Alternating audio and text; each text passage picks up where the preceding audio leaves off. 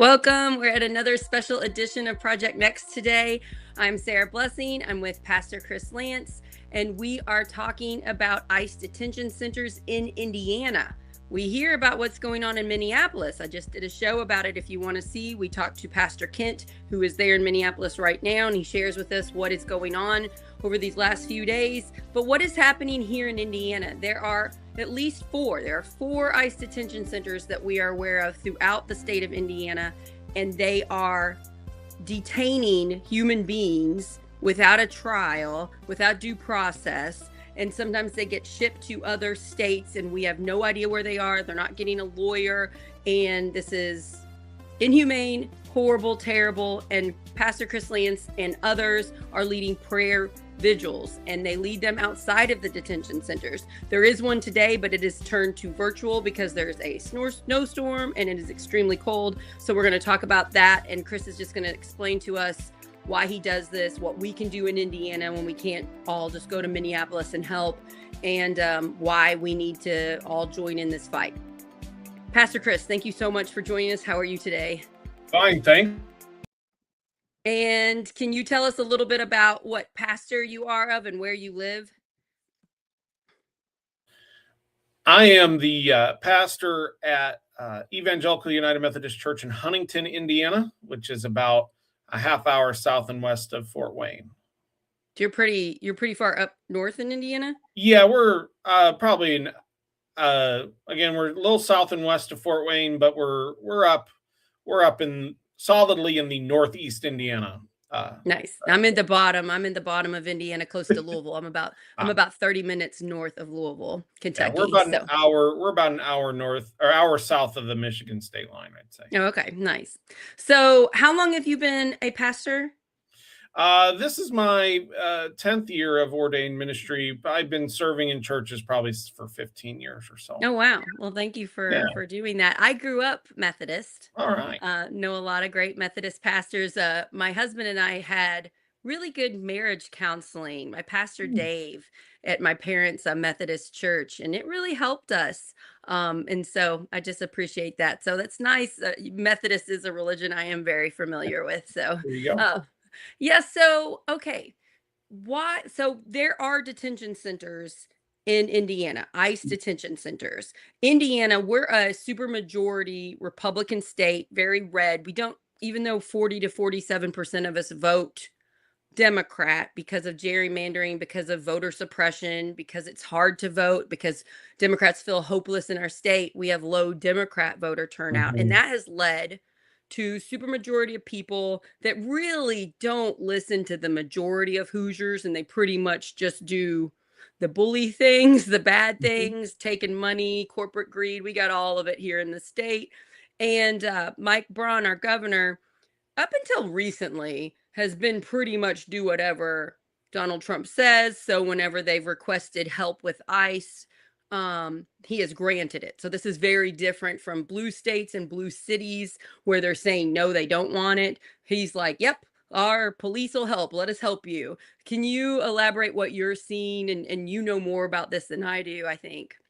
Yeah, I mean that's essentially what's happening on a political front here in Indiana. I mean, we have 4 ICE detention centers, as you said, and then there are others. I know Marion County in Indianapolis houses more in a transitional way. They don't necessarily do long-term holds for ICE, but they do hold ICE detainees, and it's not a small number. I think a couple months ago I heard they'd had as many as about 800 pass through there since all of this started. But it's different than, say, in Minnesota or even Illinois and Chicago, particularly, where those state governments are not aligned with the current administration. This state government is, and especially our Attorney General has made sure and has sort of forced the issue, sort of forcing counties and counties and municipalities to help with ICE enforcement. So it's different. I don't think you're not going to see the rioting or the mass protests, but there are we've had, we definitely have protests down here. We have, so in Clark County, there's an ICE detention center at the jail down here, and there are prayer vigils and peaceful protests down here quite a bit. So and it's not the same volume. It's not 50,000, but it's a few hundred. People show up. They are smaller, but you don't want to discount small, consistent witnesses and protests. Like you said, I mean, our prayer vigils that we've been holding out at the Miami Correctional Facility have been, we do them once a month, usually the last Monday of the month. But we've been having 100 to 200 people show up on Monday afternoon, of all things. So I just morally, why are you doing this? Because I call all pastors, all religious people, that believe in peace and love and humanity. All humans, we should all be standing up against this right now. What led you to do this? And you did this months and months ago, when it wasn't as popular, I guess I would say. It wasn't such just getting started. Right. There were starting to have conversations. ICE was really starting to ramp up its enforcement operations, and there were starting to be rumblings about, first it was Camp Atterbury down in near Columbus, Edinburgh area. And I thought to myself, boy, if I lived in Columbus, which I did for a couple of years. Oh, it's that's one of my favorite places in Indiana. One of my favorite places. I lived there about 10 years ago. Love that. We'd move back if we had the opportunity. I know. I love that place. Yeah. But, it's an hour from here. Yeah. But it's a little far for me to traipse down there 2.5, 3 hours to stand and do something down there. But then they started they announced the Speedway Slammer, which was just offensive to me they're trying to make the name sound like fun and look, we're making people safer, and it's that's not what this is. And it's taking something that Indiana is known for in a positive way. The Speedway, the Indianapolis Motor Speedway, is such an integral part of who we are in Indiana and as Hoosiers. And so they took that to say, well, we also, that's a Speedway Slammer because we're going to slam people in jail here in the Speedway. I'm like, oh, no. So this is where we have the Indy 500. So they're trying to connect the Indy 500, which is what Indianapolis and Indiana is one of the things we're most popular and most known for, and tie it to a ICE detention center. Yeah. And it was such a great thing, right? I watched, that's one of the 2 races I watch, car races. Yeah, we watch it too. Yeah, it's fun. That's it.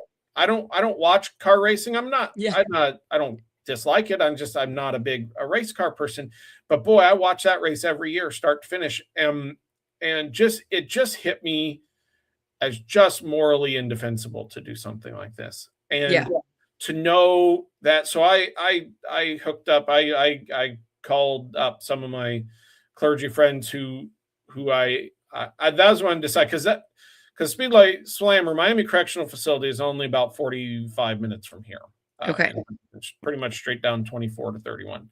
And so I called up a couple of my buddies, the Reverend Matt Landry, he's United Methodist pastor in Indianapolis, and the Reverend Matt Swisher, he's a pastor in Kokomo.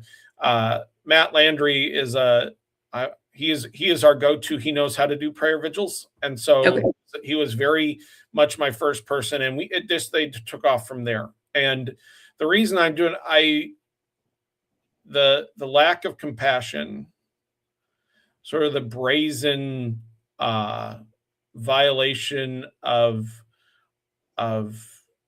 humanity, of people's rights, of looking at immigrants as significantly less than, that we have to come up with catchy, fun, lighthearted names, slogans, nicknames for inhumane, awful things, and lack of due process and all that. And at the very least, I wanted people to know that this is not universally accepted here in Indiana, that this is not something that everybody goes along with, that there are people here in this state who, clergy particularly, who do not want this here, who do not want the government, both the state and the federal government, to be in partnership this way.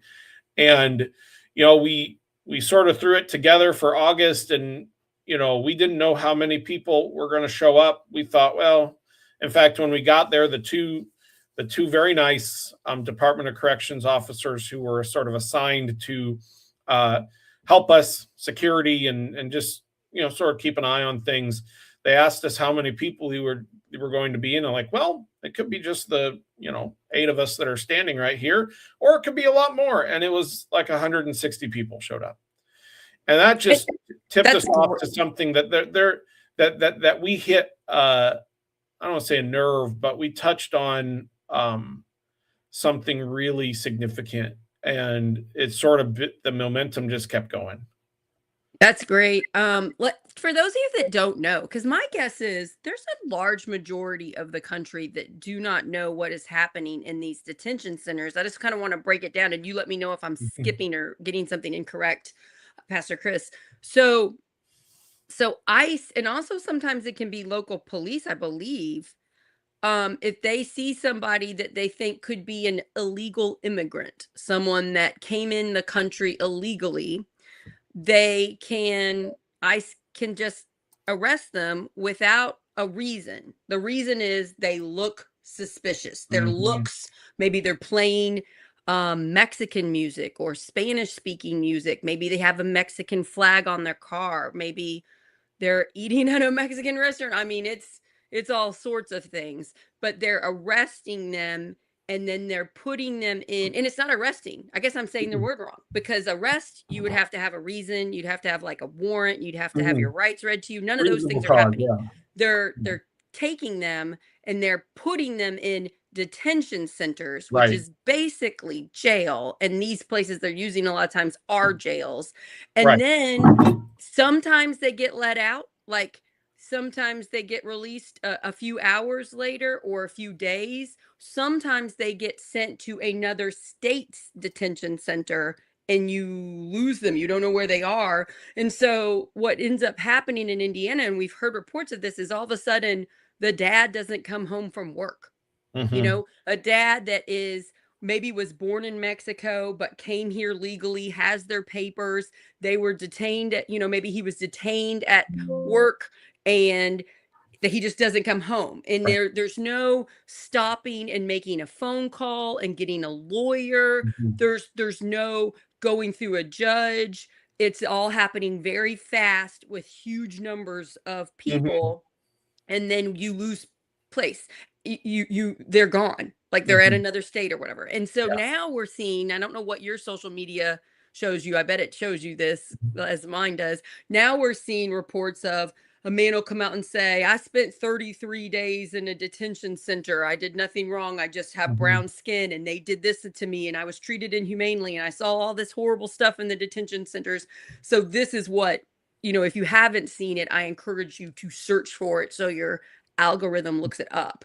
Is there anything I missed? Well, I've seen a couple different things. One, this all, in many ways, the Supreme Court enabled this earlier in 2025, before they really started ramping up. When they gave the green light for ICE, for DHS to racially profile.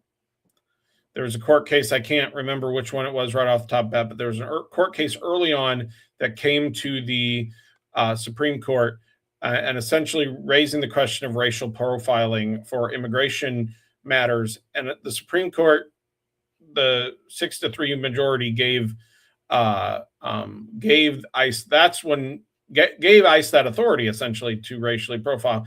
And that's really when this stuff all ramped up. I was not aware of that Supreme Court case. I'll have to go back and Justice Kavanaugh wrote for the majority, I believe. I'll have to go back and look at the details exactly, but there is a tip. There was sort of a point, and it sort of gave ICE the cover they needed to do the operations. What I have heard a lot about, and what we've heard at the vigils that we've had, have been stories of people going to their court appearances, going to their check-ins, going to their, their court ordered and court appointed check-ins with, ICE or, those whatever entities those were, and just not coming out of those meetings.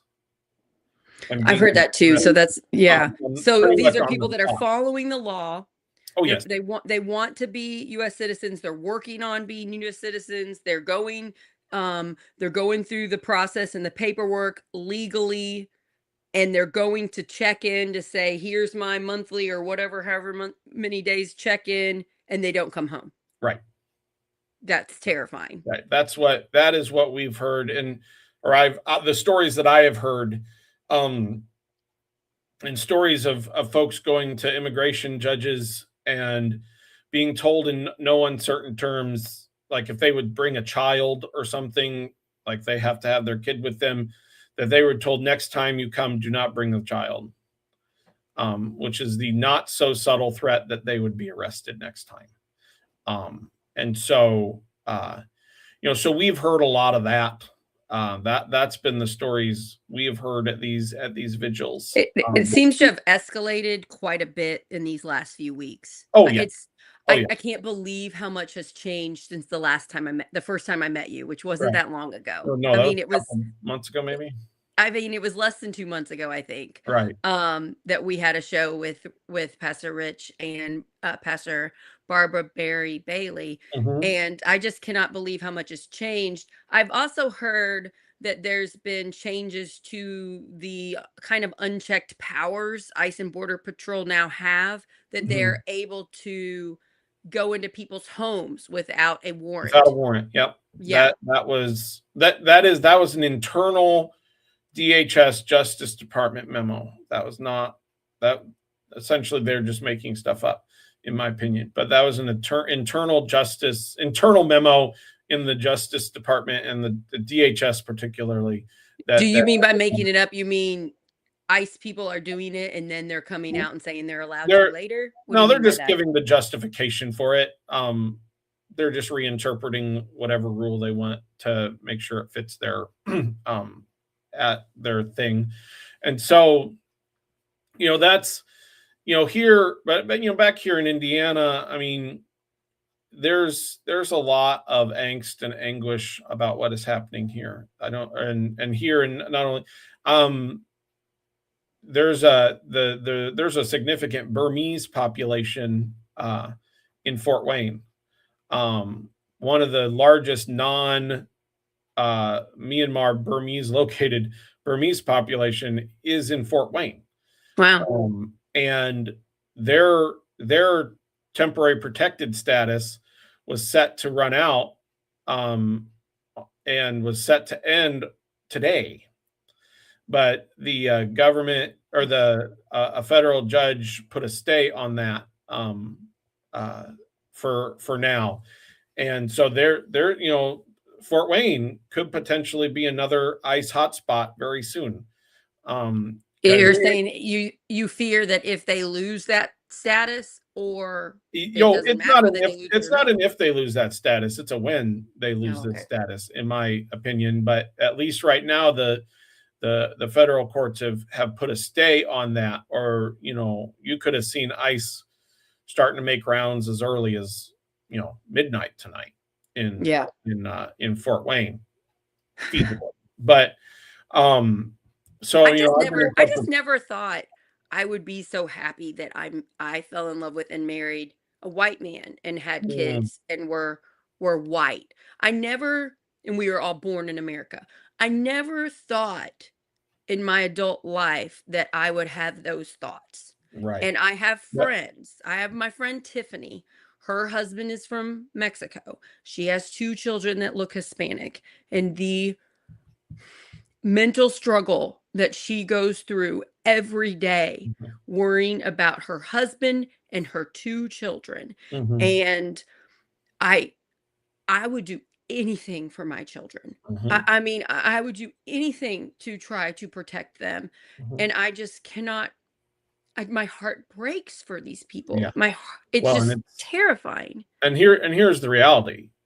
If our immigrant brothers and sisters are not safe from the authorities, we as white people are not safe from the Well, that's authorities. the different thing that's Because, happened since the last time we met. right, because I mean, look at the last two high-profile murders by, Immigration and Custom Enforcement and Border Patrol. They've been white people, and solidly, like not even like they're white people, and Not even tan white people. right, not even like, oh man, you've been out in the sun too long type people, or you've been out in the snow and your skin's browning, but but white people. And if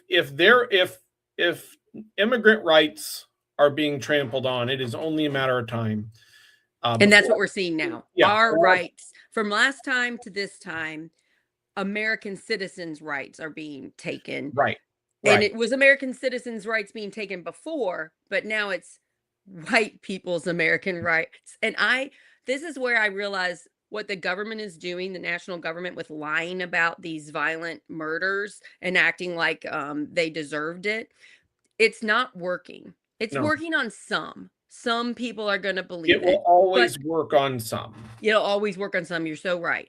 But I feel like a giant amount of the population is just now waking up to this in the last few weeks and realizing they need to be concerned.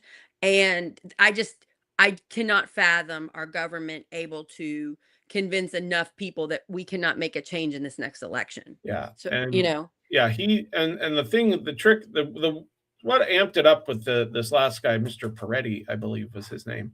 Yeah, Alex Peretti.